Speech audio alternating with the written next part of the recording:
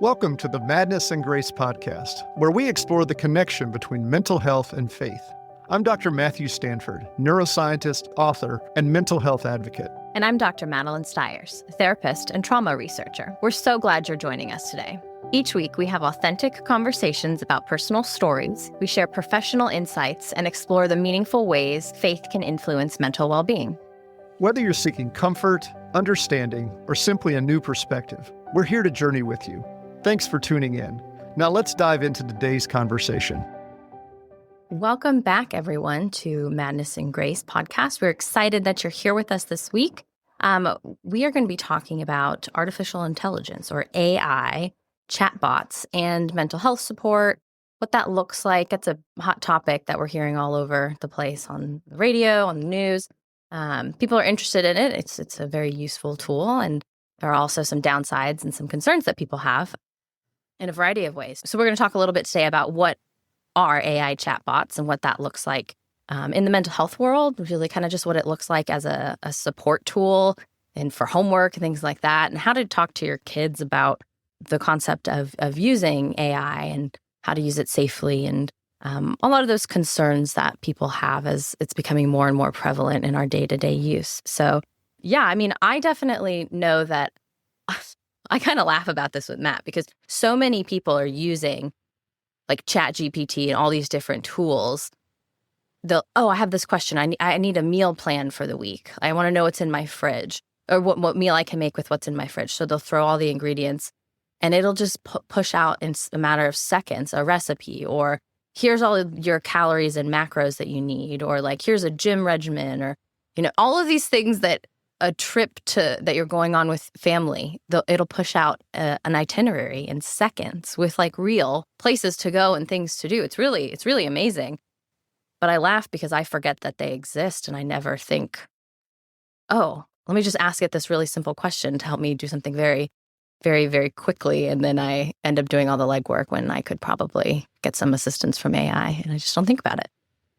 Yeah, I mean, they're becoming very popular. I do use them, certainly much more than you do. But and that's one of the reasons that I wanted to do this topic, is because I, recently read an article in the New York Times about a young man named Adam Rain, who was 16, and he died by suicide after several months of kind of emotional or some type of reliance on ChatGPT. He was talking to ChatGPT about his thoughts on suicide and depression, and his parents seemed to feel in the aftermath that the ChatGPT kind of, in a sense, egged him on in the context of, and then really didn't pick up on the issues and made it more likely that he was going to commit suicide. But I wanted to just kind of begin by saying, a lot of people listening may be like you and I, Maddie, and they're a generation or two removed from AI. They don't even think about it on a daily basis. So, what is it and what is it not? So we're talking about commercially available programs. We're not talking about some computer that's hidden in some bunker somewhere that the U.S. government is experimenting on or something. We're talking about commercially available programs, ChatGPT, Gemini, Claude. There's a whole lot of them. And most of them just come now. I think Gemini, for instance, just comes with a browser. It's just connected. And so, so these things are, they're very useful in helping you bring information together. And I think that's so with something like that, information is fed into this. It has access to an enormous amount of information. And what makes it different than just a computer program that if you say, list out for me, all of the different types of X, instead of something like that, what you can do is you can ask it questions in relationship to a body of information, and it has the ability to connect that information in a way that seems very similar to the way we do in our brains. So if you, like, for instance, you gave the example of figure out, here's all the ingredients in my refrigerator. What can I make? And then let's add even another level. What can I make that's say gluten-free and doesn't have any calories above this level? And so Right. now it can connect all of these different things in a way that seems very, very sentient, like it is alive, and then it'll Right. spit that out for you in just a matter of seconds. But what it isn't doing is it isn't thinking. It is not thinking abstractly. It is not going, well, I'm going to come up with a new recipe. It could only come up with the recipes that already existed in its intelligence that has been put in there. So if there weren't any recipes in there with those ingredients that was gluten-free and below a certain, then it would have no answer for you. Right. Whereas you, as a cook, you might be able to go, my experience and my palate and my imagination makes me think, I could take these and mix them together this way, which is a way no one's ever done before. So I think that's, most of the time what, young people today are using this is to write papers, fancy up their emails, resumes, things like that. So do think about it from that perspective as we're talking. Yeah, a friend and colleague of mine just put out a little blog on the Christian Scholars Review, which we can link in the show notes here, Right. but really quick read. She does a really good job of kind of talking about, the title is Why AI Shouldn't Replace Human Empathy in Helping Professions. And I know we're Right. going to talk a little bit about that as well. And she just makes a really great point that I think you were kind of getting to as well just now, is that, the concept of Imago Dei. Right. And Image of God. yeah, the image of God, right? And humans are made in that. So while you're talking to these chatbots, they may seem like human, like they're sentient, like they have the same or similar thought Seems process. like a two-sided conversation. It does. They can't actually bear the image of God. And it's And not a so- conversation. It's not a conversation. It's kind of playing off what you're cueing it. Exactly.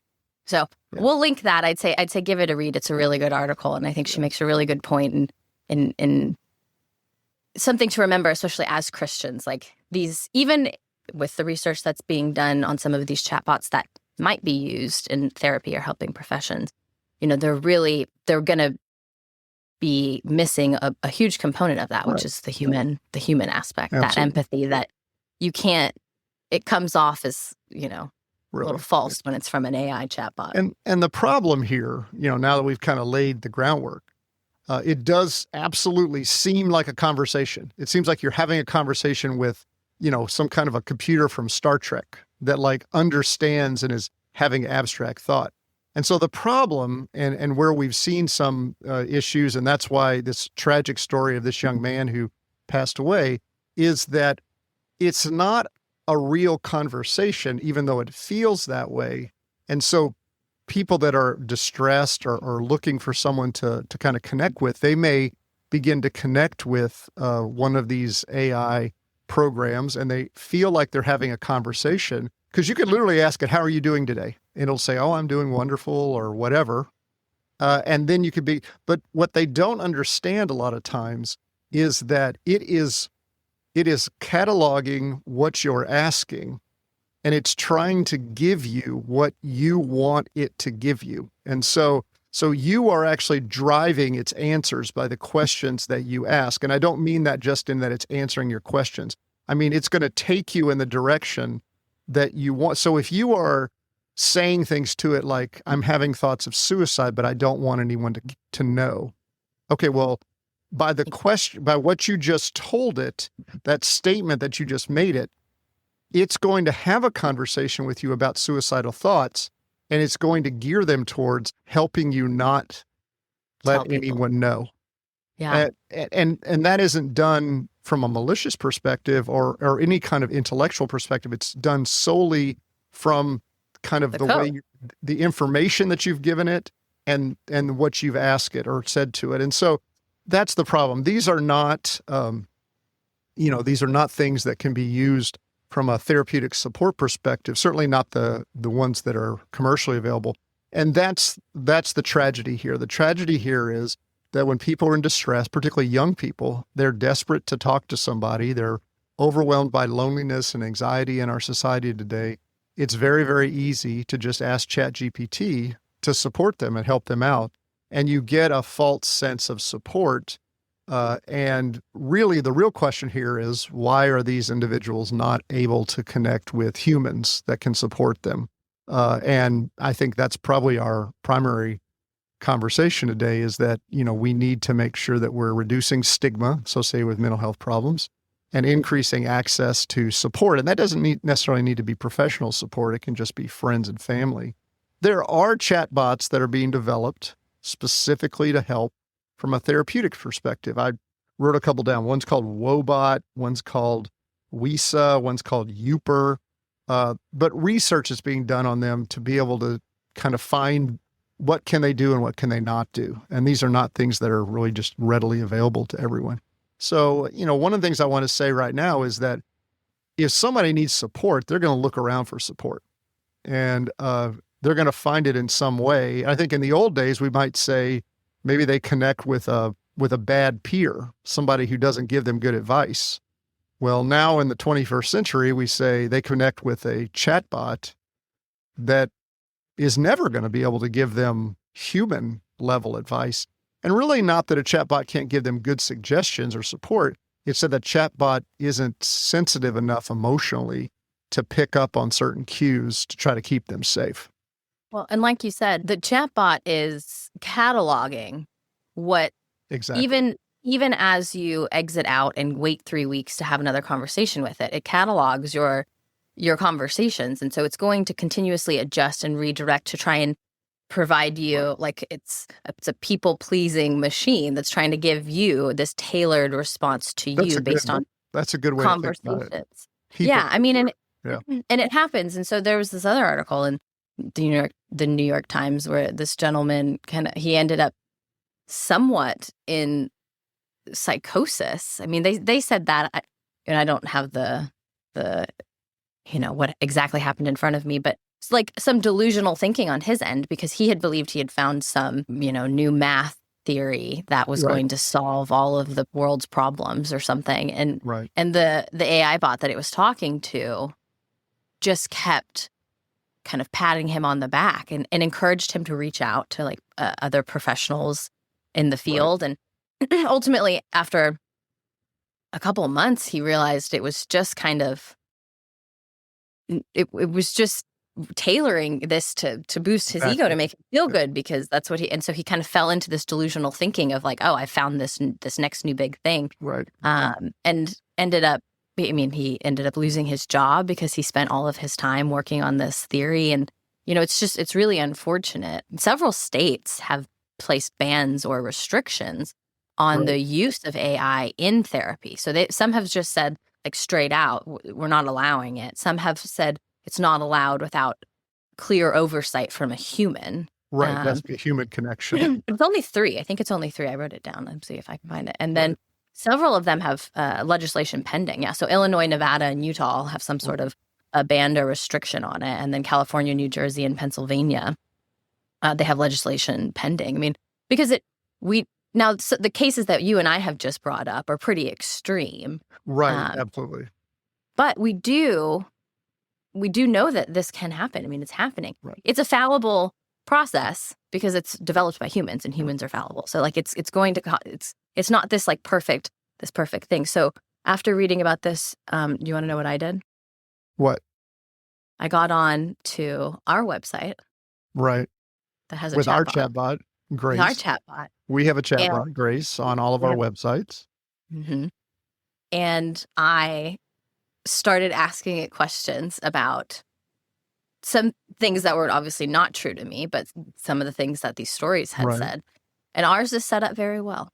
Yes. And again, I think that, I'll just tell you a little bit out there about Grace, and then we'll get back to Maddie's thought there. Grace is a chatbot that we developed on one of our websites for behavioral health problems. Specifically, Grace's job is to lead you to the best fit of a treatment for whatever the problem is that you're struggling with. In that instance, addiction or behavioral health issues. And then she draws most of her referrals from a vetted database of providers that we have actually vetted.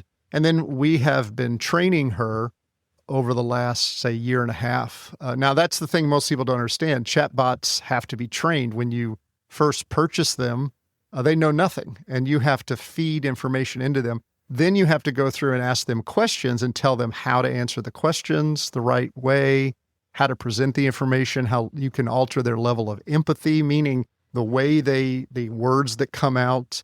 And we struggled with Grace at first. At first, she argued with us. She did not want to use just our providers. She wanted to go out on the internet and look for her own providers. We struggled with her empathy level. At first, she wasn't empathetic enough. She would be just very kind of curt, and it didn't seem like she really cared. And then we adjust her level of empathy. And at one point, she referred to me as honey. She called me honey. And so this is a fallible program that is very much made in the image of its maker, and so she does a better job, as Maddie found, because the people who have put her together have mental health issues in mind as we put her together, as we trained her, as we gave her information, things like that. And then when we see things that we don't like, we go in very quickly and we can alter that. But we know what to watch for. And so, Right. And we would never use her to be therapeutic support. She is there as a guide to help you find resources that we have already vetted. And so, yeah, it's an interesting approach, and you mentioned about some states, putting up regulations or bans. And, there are some chatbots that have been developed specifically to be companions. There's one program called Replica that is literally developed to be a companion for you. So a friend. And I know New Zealand, for instance, I'm pretty sure has finally just completely banned it because there's a lot of danger there in a person kind of losing a sense of themselves, that they actually have a friend that really has no emotional connection to them whatsoever, but may seem that they do. So, I think these are, there has been a lot of research done on them from a mental health perspective. For the commercially available ones, they've been found wanting. That's not a new idea. They don't pick up on risk issues, and they're just not good, just generally for that kind of therapeutic support.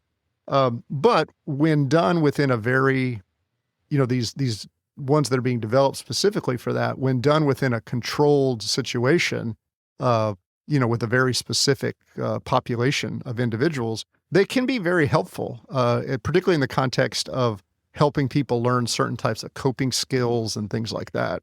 Yeah, I especially if the chatbot has been manipulated enough to where it's really going to only deliver some sort of, predetermined treatment, right? Like whether it's, and I'm not saying I even think this is ethical. I'm just, if it were to be like, let's talk about what coping skills you could use and doesn't divert from that, or helps with cognitive restructuring, or, identifying some crisis response resources, so I'm not that, right, as a chat robot.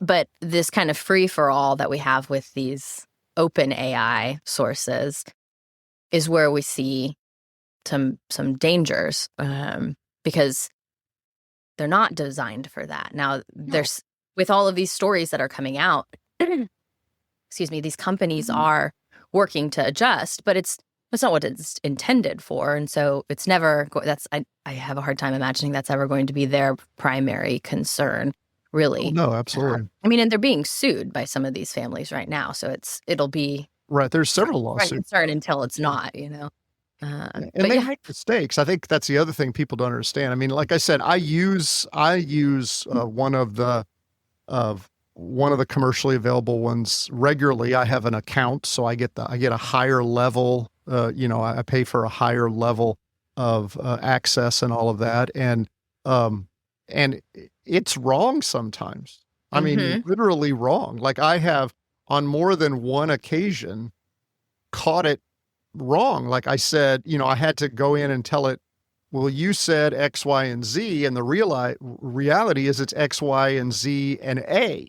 You didn't, and then it'll come back and it'll go, oh, you're right. And then it like redoes what it, so, this is, I think the problem is people think these are kind of this infallible supercomputer that's just out there that knows everything and is just like, 5 minutes away from being human. And that's just not, that's kind of this myth that's been sold to us in the media that, we have to be really afraid of this AI because it's going to take over. It's going to be like Terminator, Like that movie, AI. Skynet, is going to, take over and be, or what is it also in the Matrix, that's the other. So but we are, millennia away from that kind of a thing. I mean, they are incredibly helpful. And, you might say, well, what do I use it for? Well, I use it to help me analyze data. I've done that.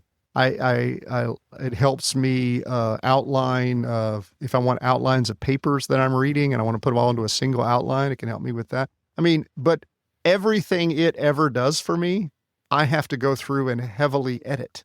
And so if you think about it from that perspective, yeah, does it give me a step ahead where I'm kind of get things done more quickly? Absolutely. But you don't want to have to heavily edit your therapy or heavily edit your support. You shouldn't have to do that. Absolutely. And so that's why you have an experienced individual. So maybe we should talk a little bit about really what the real problem here is, because the presentation that we're getting is that, these things are dangerous and we need to be careful and they're going to hurt our kids because they're going to tell them that they should go and commit suicide. But what we're getting here is the reality is we have young individuals that are struggling. They are reaching out for support and they're doing it to these computer programs. And the computer program's not the problem. The problem is that they don't have the support that they need in difficult times. I mean, we've talked about social media on a previous episode and how to talk to your kids with regards to social media and the internet. I think this is just another factor in that same kind of overarching theme of it exists. Your kids are going to have access to it. They're going to use it for schoolwork, So keep communication open, start simple, being aware of what's out there, playing around with it, getting to know the technology just a little bit so you can be aware of what your kids are kind of dipping their toes into.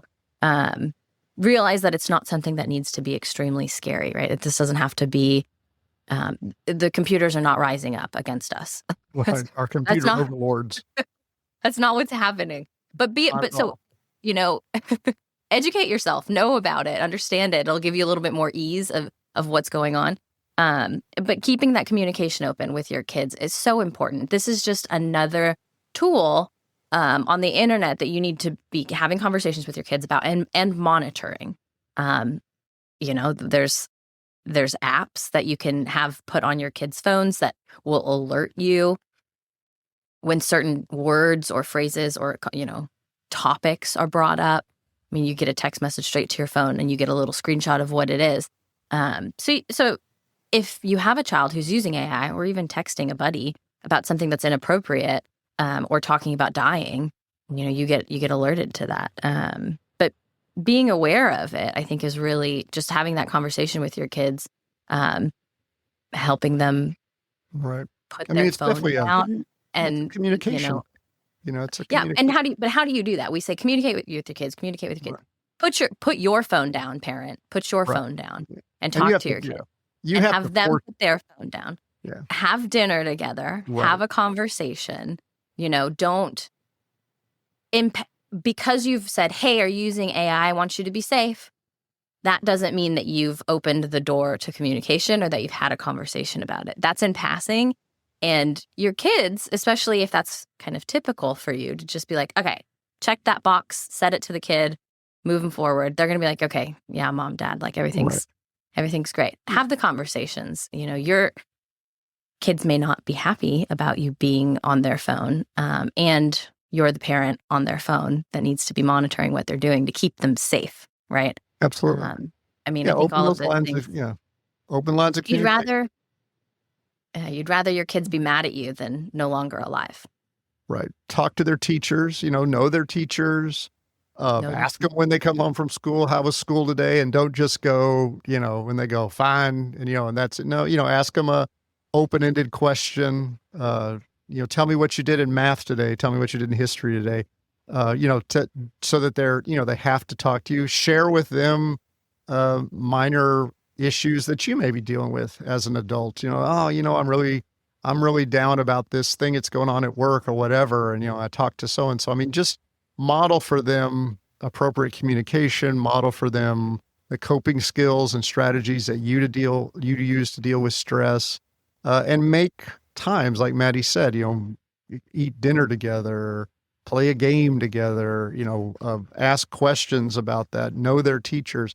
If you don't do those things, if we are all just out on the, out in the ether looking at our phones all the time, they're going to try to find somebody, and you might not be happy with who they find to support them.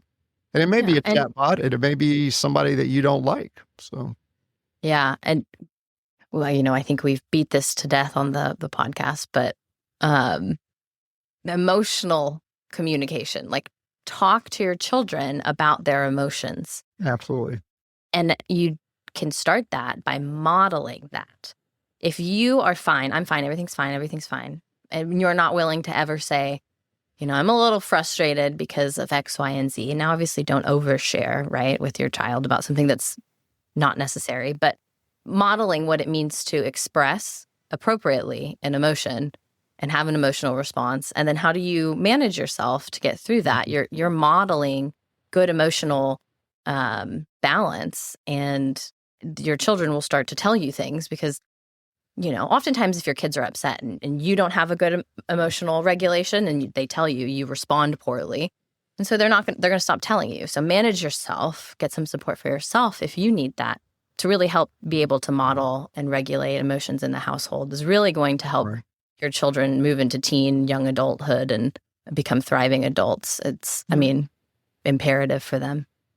Yeah. And as we get close to finishing up, I'd like to kind of just talk about, churches here. If you're we do have a lot of pastors that listen to the podcast, or at least we tell ourselves that. And so I know we do. And, one of the things I'd say, if you're a youth pastor out there, or you're a volunteer for a youth group, or you're a college pastor and you're a volunteer for a college group, this is a great opportunity for you to have a conversation with your group. I mean, they are all using AI, and there's, like I said, there's nothing wrong with AI, but this is a great opportunity to have a conversation with them about supporting one another from a mental health perspective, and the role that a faith community or a faith-related group has in that. And so, here's a great thing to say, hey, look, there are lots of stories out there of people turning to these chatbots to try to get support in these difficult times. But I want everybody to know that where you are right now is a great place to share the problems that you're struggling with. We're not going to judge you here. God wants us to be supportive of one another. God has given us great truths and wisdom and comfort that we can offer to one another. And this is a great place for that. And so you can talk about that. And, and they are more likely to probably receive that from you, a younger individual, than they are from their parents. But you also are setting up for them the opportunity to support one another. And then maybe in the next presentation, it's about, well, how do we support one another when we're struggling with these? And then maybe the next presentation after that is, what kind of signs should we look for in our friends and family when they're struggling with mental health issues? And this is just a great way of equipping young individuals to support one another within that faith-based setting, so that they recognize the church is a great place for us to share these problems. There should be no stigma there associated with it. And we can really help one another get through these things. And if we think they need more, we can refer them on to professional care. And as Maddie and I have always said here on the podcast, the church has a great role to play in mental health care. And I think this is just one more. So don't be afraid of chatbots. They're not going to take over the world. We are. That's you and I. We're taking over the world. That's right. So it's, I see these things. I've seen a lot, and I know we don't pull things from the news a lot to talk about generally, but I just kind of see a weird presentation that like it's the chatbot's fault, and the chatbot's just doing what it's programmed to do. It's not doing anything less. It's not. It's a piece of technology. It's not a piece of technology. Yeah, I mean, we don't have to be afraid of technology. So thanks for joining us today. And I hope that you will be back with us again. And go check out ChatGPT or one of these others, Gemini, Claude. Go check them out. They're free options that you can have. And it'll be a great conversation that you can have with your children, with your grandchildren, or with the young people in your life. So thanks for joining us on Madness and Grace. Thanks, everyone. Thanks for joining our conversation on this episode of the Madness and Grace podcast. If you found value in our discussion today, we'd love it if you'd subscribe wherever you listen to podcasts so you never miss an episode. And if you enjoyed what you heard, please consider leaving us a rating and review. It helps others find these important conversations. Sharing this podcast with friends and family members is also a wonderful way to extend hope to those who might be struggling with mental health concerns. We'll be back next time with another candid conversation about madness and grace. See you then.